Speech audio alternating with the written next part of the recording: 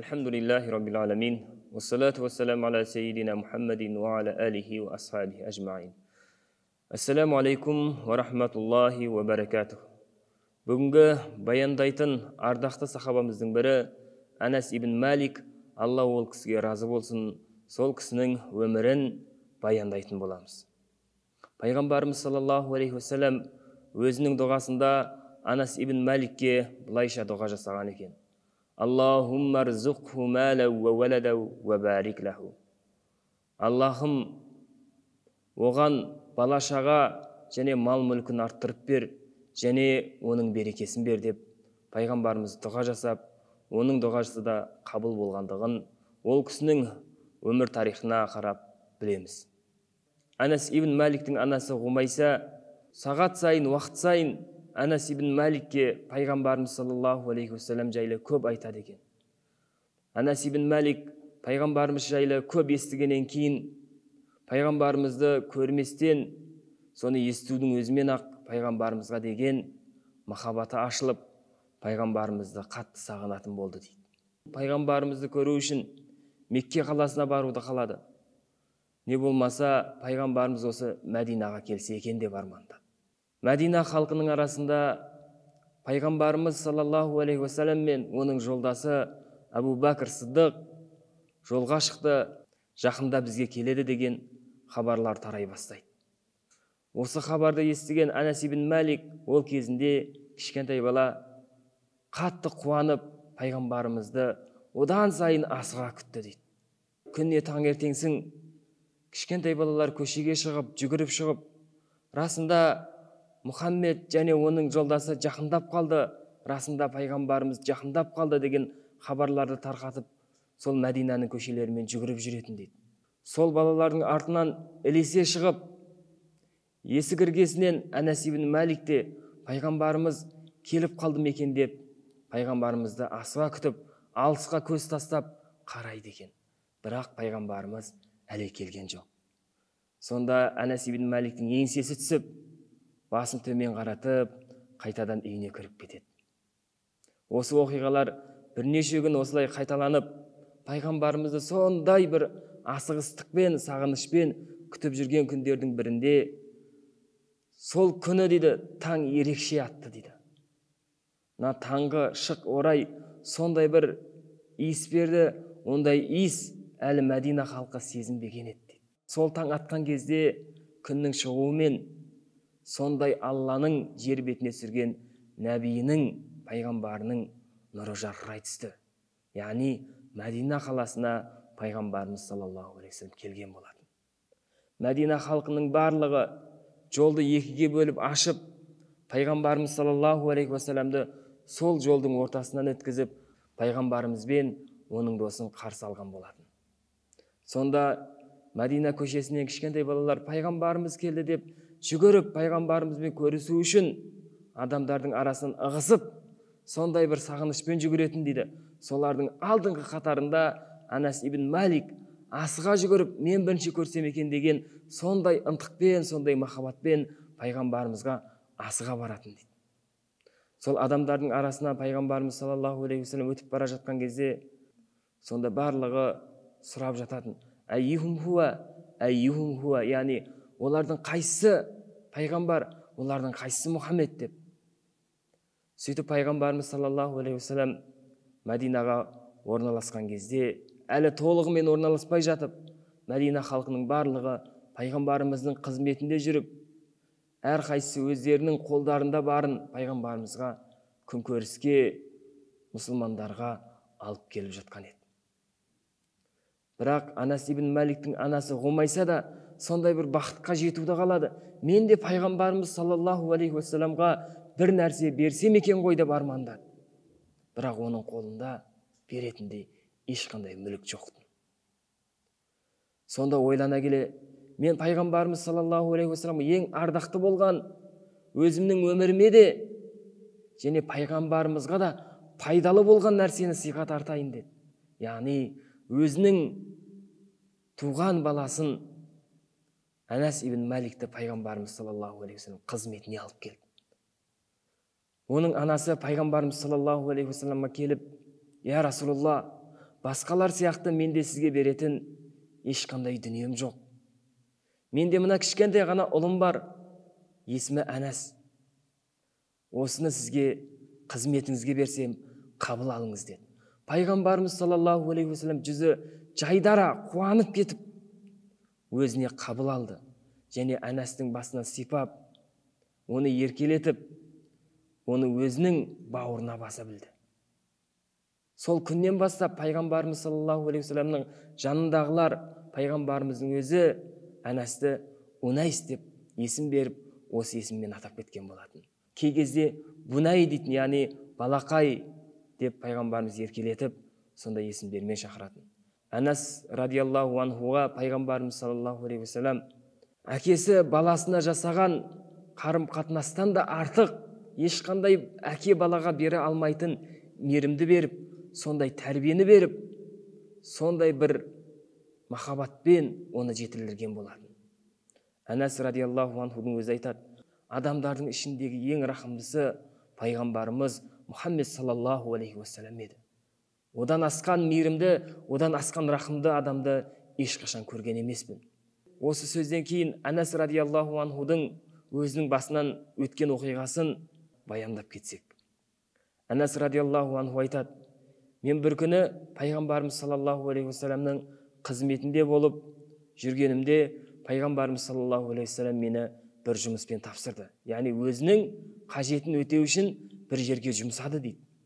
Сонда мен жолға шығып базардың тұсына келген кезде бір топ баланың ойнап жүргенін көрдім. Пайғамбарымыздың маған тапсырған тапсырмасы есімнен шығып кетіп, әлгі ойынға қызығып, балалармен мен де ойнап кеттім дейді. Аз уақыттан кейін артымнан біреудің түртіп тұрғанын сезіп, бұрылып қарасам, Алланың елшісі екен дейді. Не дерімді білмей сасып қалдым. Пайғамбарымыз саллаллаху алейхи уассалам, я Унайс, я балақай, сен менің тапсырмама бардың ба, орындадың ба деген кезде сасқанымнан аузыма еш нәрсе түспей, иә дей салыппын дейді. Кейін дереу есімді жинап алдым да, міне енді кетіп бара жатырмын, я Алланың елшісі деп, мен ары қарай ол кісінің тапсырмасына кеттім дейді. Сонда қаншама осындай жағдайлар басымнан өтті. Бір нәрсені дұрыс істемесем, пайғамбарымыз саллаллаху алейхи уассалам, неге бұны уақытында істемедің деп ешқашан айтқан емес. Яғни пайғамбарымыз маған ешқашан ренжіген емес дейді. Пайғамбарымыздың мейірімділігінің, пайғамбарымыздың рахымдылығының, пайғамбарымыздың балаға деген тәрбиенің қандай болатындығын осы кішкентай сөзден Әнәс радиаллаху анху басындағы өткен оқиғасымен біздерге баяндайды. Және де Әнәс ибн Малик пайғамбарымыз саллаллаху алейхи уассаламның жеке өзіне айтқан өсиетін біздерге былай жеткізеді. Таң аттырғаннан кейін кешке дейін ешқандай мұсылманға, ешқандай адамдарға жүрегіңде шаңның тозаңдай жек көрушілік, ешқандай өшпенділік болмасын. Егер осылай істейтін болсаң, расында бұл менің сүннетім дейді. Және де егер үйіңе кіретін болсаң, қай уақытта болмасын, үйіңнің есігін ашып, сырттан ішке қарай енетін кезде үнемі «Ассаламу алейкум» деп Алланың сәлемін, Алланың амандығын тілеп, үйіңе кір деп өсиет еткен екен. Осы пайғамбарымыз саллаллаху алейхи уассалам дүниеден өткеннен кейін Әнәс ибн Малик 80 жыл өмір сүреді. Бұл 80 жыл оған оңайға соққан жоқ. Яғни пайғамбарымыз дүниеден өткеннен кейін, бір жыл өткеннен кейіннің өзінде адамдар сағынышпен пайғамбарымызды аңсап, пайғамбарымызға қашан жолығады екенбіз деп, сондай бір сезімде жүретін. Ал 80 жылды өткізу, енді біз өзіміз ойланып көрейікші. Оған оңай соққан жоқ. Пайғамбарымыздың алған білімдерін өзінің тұла бойына сіңдіріп, сол кезде пәтуа беретіндей дәрежеге жетіп, адамдардың арасында Әнәс ибн Малик пайғамбарымыздың білімнен алған мирастарын адамдарға сусындатып жатыр, содан пәтуа алыңдар деген сондай атаққа, сондай беделге ие болды. Әнәс ибн Малик пайғамбарымыз саллаллаху алейхи уассаламмен бірге өткен өміріндегі екі жағдайды үнемі еске алатын дейді. Бірі пайғамбарымызға қауышқан уақыты, пайғамбарымызбен алғаш жүздескен уақыты болса, екінші пайғамбарымызбен қоштасқан, пайғамбарымыздың жүзін соңғы рет көрген уақыты. Осы алғашқы бірінші оқиға есіне түссе, үнемі жүзі жайдара, сондай қуанып, балаша күліп жүретін дейді. Ал екінші жағдай есіне түскен кезде үнемі көп жылайтын, қасындағылардың өзін қанша адам болмасын барлығын жылататын дейді. Яғни пайғамбарымызға деген сағынышы, пайғамбарымызға деген аңсауы осындай болды. Ол пайғамбарымыз саллаллаху алейхи уассаламның жүзін соңғы көргендігін біздерге былай баяндайды. Дүйсенбі күні, яғни пайғамбарымыз саллаллаху алейхи уассалам осы дүйсенбі күні дүниеден өткен болатын. Сол күні пайғамбарымызды жуындырмас, яғни кебіндемес алдын пайғамбарымыздың терезесінің іргесіне қарап, соңғы рет пайғамбарымыздың мүбәрак жүзін көрдім дейді. Осы соңғы қауышудан ол пайғамбарымыз саллаллаху алейхи уассаламды аңсаумен дәл бір ғасыр 3 жыл, яғни 103 жыл өмір сүрген екен. Пайғамбарымыз саллаллаху алейхи уассалам дұғасы қабыл болғаны сол: Аллахым оған өміріне, бала шағасына, мал мүлкіне береке бер деді. Оның өмір жасын Аллах Тағала ұзақ қылып қойды. 103 жыл өмір сүрген. Және немерелері де 100-ден астам немересі болды дейді. Яғни ұрпағы көп болды дейді. Мал мүлкінде де береке болды дейді. Ол сондай бір қартайған шағында пайғамбарымыз саллаллаху алейхи уассаламның шапағатын үміт етіп, қасындағыларға былай дейді екен: қиямет күні пайғамбарымыз саллаллаху алейхи уассаламмен жүздескенімде, пайғамбарымыз маған шапағат етсе, мен пайғамбарымыздың алдына келіп: я Расулулла, я Алланың елшісі, мен ғой сіздің балапаныңыз деп, сондай бір ойнап күліп пайғамбарымыз саллаллаху алейхи уассаламның қасына барсам, пайғамбарымыз менің басымнан сипап: ой, менің үнайсым келіп қалды ғой деп, мені тағы да еркелетсе деп армандайды екен. Яғни қараңыз, сондай бір қария болған шағында пайғамбарымызға деген махаббатын, сондай кішкентай бала болсам, пайғамбарымызға тағы да сондай еркелесем деп армандап, пайғамбарымыз саллаллаху алейхи сағынышын солай жеткізеді екен. Ол кісі үнемі пайғамбарымыз саллаллаху алейхи уассаламнан қалған кішкентай шыбығын өзінің жанынан тастамай алып жүреді екен. Енді өлімінің соңына жақындаған кезде өсиет жасап: егер мен дүниеден өтсем, осы шыбықты өзіммен бірге жерлеңдер. Қабірім жарық болып, пайғамбарымыз саллаллаху алейхи уассаламның шапағатына лайық болайын дейді екен.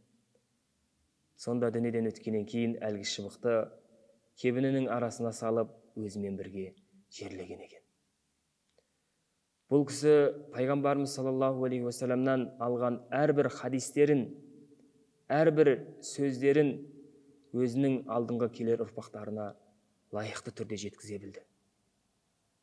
Әйгілі хадисті көп руаят етушілердің 3-ші қатарында тұрады. Бірінші Абу Хурайра радиаллаху анху ең көп хадис руаят еткен болса, екінші Абдулла ибн Омар радиаллаху анхудың баласы Абдулла, ал үшінші Анас ибн Малик екен. Яғни хадисті көп руаят еткен сахабалардың қатарына жатады екен.